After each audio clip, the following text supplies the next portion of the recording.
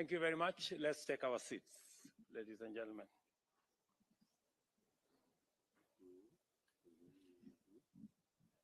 Your Excellency Kishida Fumio, Prime Minister of Japan, honorable members of your delegation, distinguished officials, members of the media, good afternoon.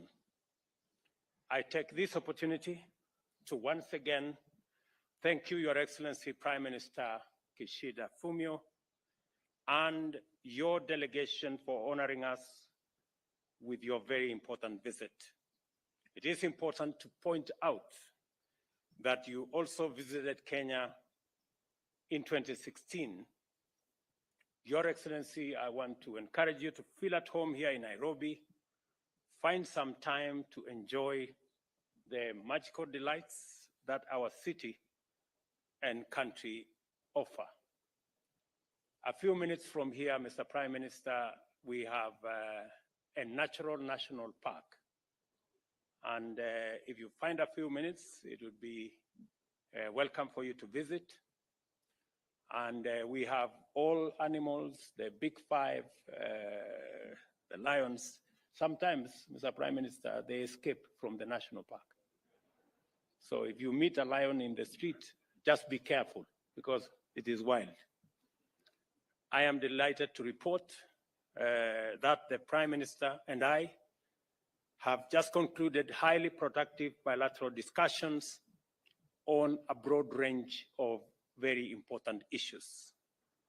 During our meeting, I affirmed to His Excellency Prime Minister that his visit coming on the occasion of the 60th anniversary of diplomatic relations between Kenya and Japan is indicative of the primacy with which Japan accords Kenya as an ally.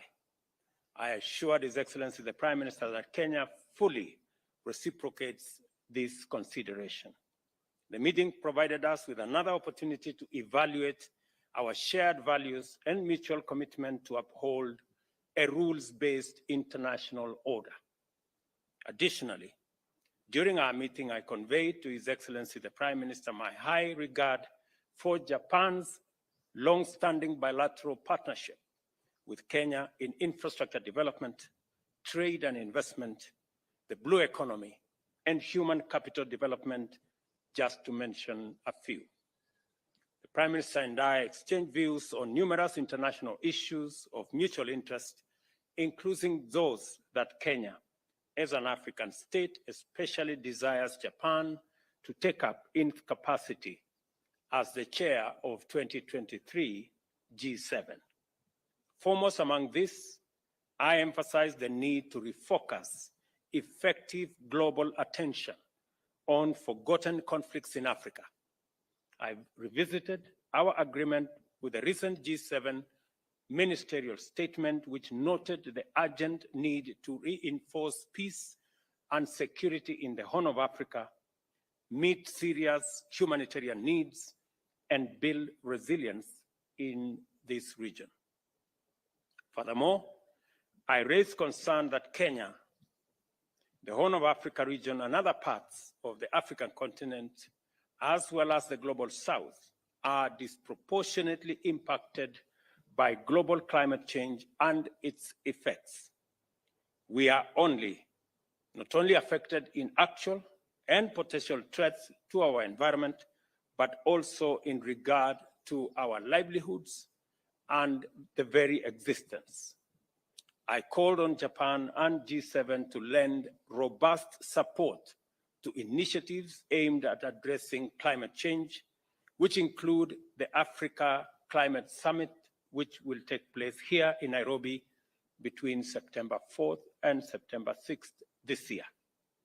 Kenya recognizes Japan's exemplary leadership in the climate agenda,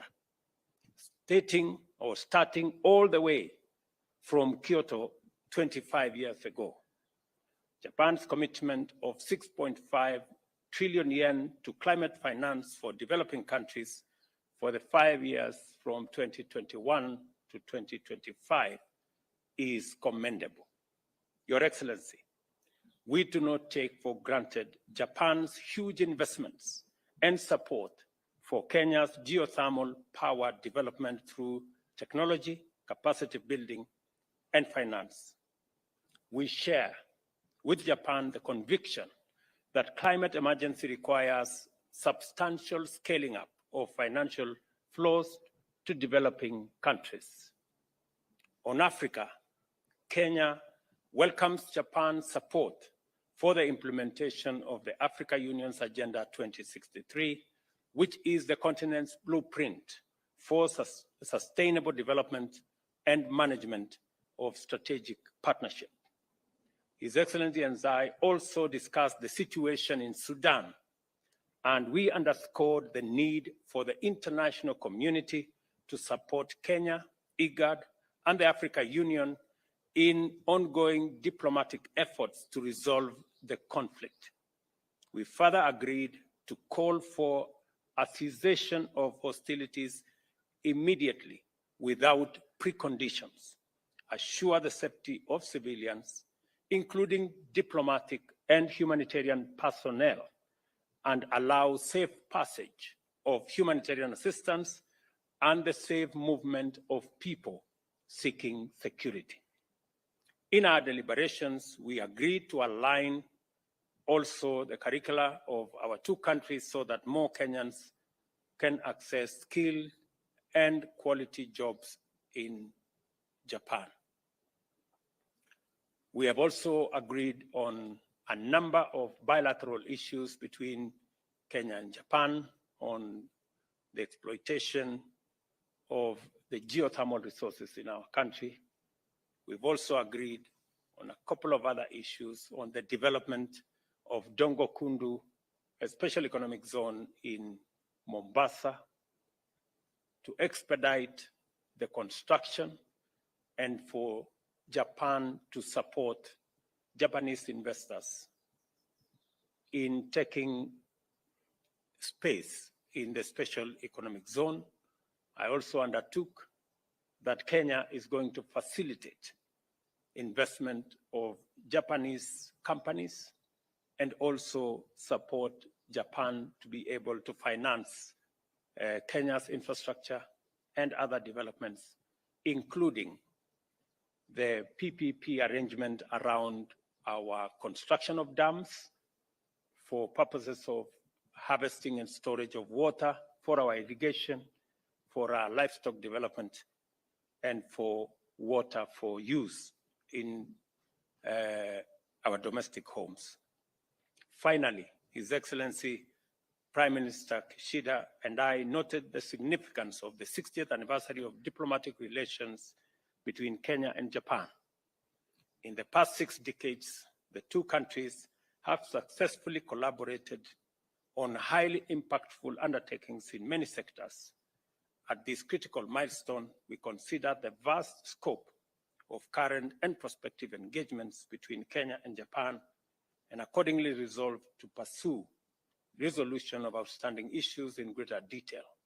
We also committed to a firm and unequivocal statement on the aggression by Russia in Ukraine.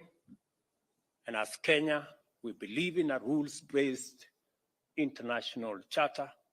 The UN Charter provides a framework for respect of independence, territorial integrity of all countries. We've called for the cessation of the war and revert to dialogue as a mechanism of resolving any disputes. Continued war is denying opportunity for the people in Europe, creating huge roadblock on trade, especially of commodities to the African continent, creating huge crisis of food and supply of agricultural farm inputs, including fertilizer, to our continent. And we call on the international community to work in concert and to collaborate in bringing the Russia-Ukraine war to an end. I want to thank you very much for listening to me. Mr. Prime Minister, you have the floor.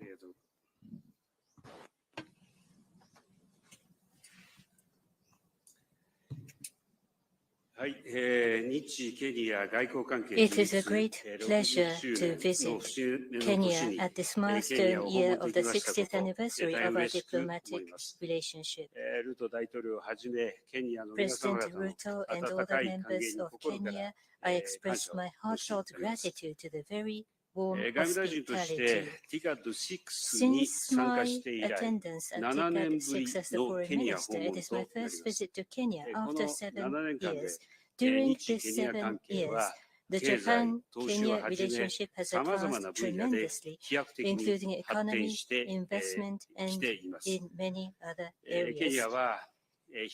Kenya is the hub of a major economic area in East Africa and is a major power in Africa, contributing proactively to the peace and stability of the region and beyond in the international forum. Today,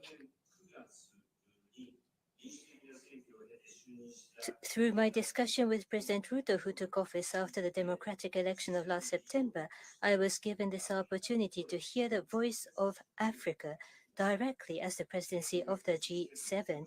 I shall endeavor to reflect our discussion in the deliberations at the G7 Hiroshima Summit this month. Regarding the situation in Sudan, I expressed my grave concern and added how encouraged I am about the initiative by President Ruto offering his mediation in an effort to try to resolve the situation by Africa themselves.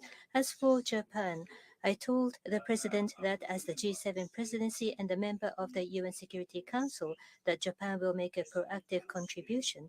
And as part of that endeavor, we will dispatch the special envoy for the Horn of Africa to respective countries, and in order to respond to the deteriorating humanitarian situations in Sudan and in neighboring countries, we will promptly consider emergency humanitarian assistance together with the international community, and affirmed that we will coordinate closely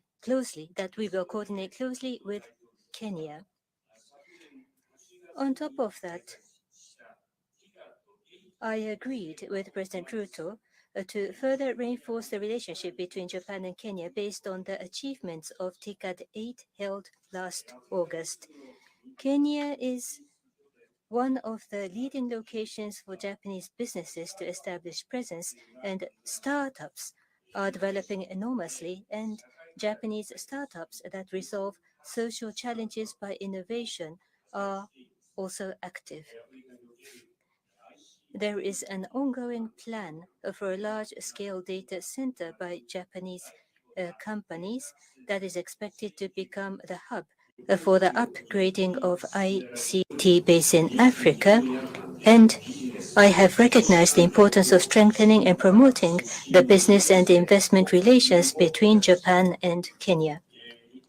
Japan emphasizes investment in people. In order to advance at the levels of the industries in Kenya, we affirmed our cooperation to promote the cultivation of industrial human resources together. We also agreed to launch the industry dialogue to accelerate our bilateral industrial cooperation. Kenya is the very country where Prime Minister Abe back in 2016 first advocated for a free and open Indo-Pacific FOIP. Today, in order to further promote the new plan of FOIP released this March at this place of the birth of FOIP, we affirmed our continued specific cooperation, such as the infrastructure development of Mombasa Port, which is a strategic location of the northern corridor of East Africa. In addition, we confirmed to work on the areas such as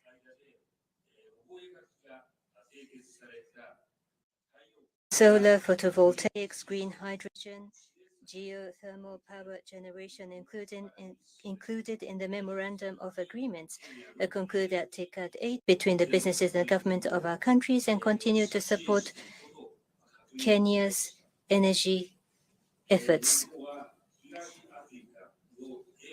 I expressed how Japan respects Kenya's initiatives to play a proactive role for the peace and stability of East Africa and communicated that in view of FOIP, Japan will further cooperate for the peace and stability of the region. We also discussed the response to the international situations. Russia's aggression of Ukraine is an unilateral attempt to change the status quo by force and a flagrant violation of international laws and cannot be allowed.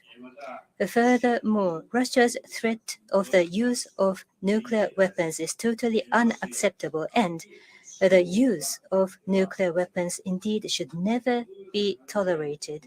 Under this viewpoint, I concurred with President Ruto to collaborate on the promotion of the rule of law. We affirmed the importance of transparent and fair development finance in compliance with international standards.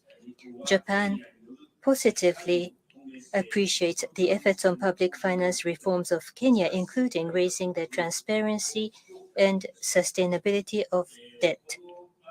At the working lunch later, we plan to discuss respective regional issues, including the response to North Korea, as well as the reinforcement of the United Nations functions, such as the reform of the Security Council. Making this meeting with President Ruto a momentum, Japan will establish and bolster multi-layered relationships with Kenya, including businesses and many other aspects. Thank you.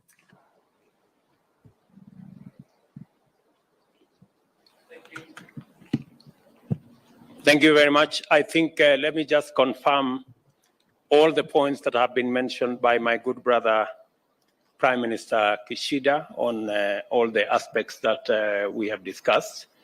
I did also give him my undertaking that the government of Kenya is going to resolve the tax issues around the support of Kenya shillings 10 billion that was extended to us to support the development of KEMRI, to support the development of Ahero irrigation scheme, and one other project that the government of Kenya is going to resolve the tax issues that went to court in the next 4 months so that we can tap into the resources that were made available to us. I also want to confirm that the Prime Minister and I discussed the matter of the international financial system and its reform so that we can have a fairer and a system that recognizes the huge potential of energy resources, geothermal, wind, solar, and hydro in our continent, and to use these resources to unlock the huge potential that exists in our continents. And as a result, there is need for a reform of the international financial system so that it is much more responsive and it can provide the resources necessary so that as a continent, we will not just be discussing about adaptation or loss and damage, that we begin to have the conversation about investment in the resources that we have in this continent to unlock our potential and to provide a solution to the subject of climate change. I did inform Prime Minister about the meeting we have on this to resolve this matter as a continent.